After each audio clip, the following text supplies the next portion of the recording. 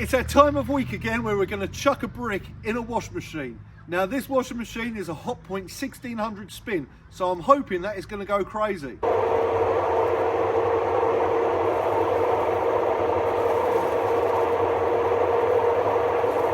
Here it goes!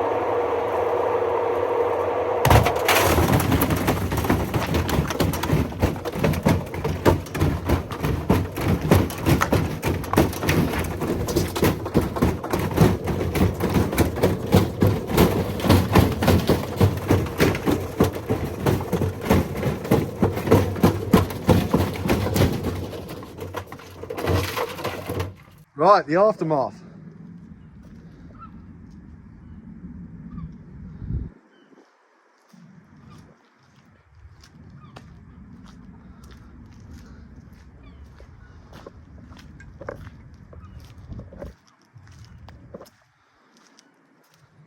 You know what, they've done all right. It is just a bit of fun, but I just want to let people know that we do recycle these machines after this. This machine, the bearings had gone anyhow, so it was game over.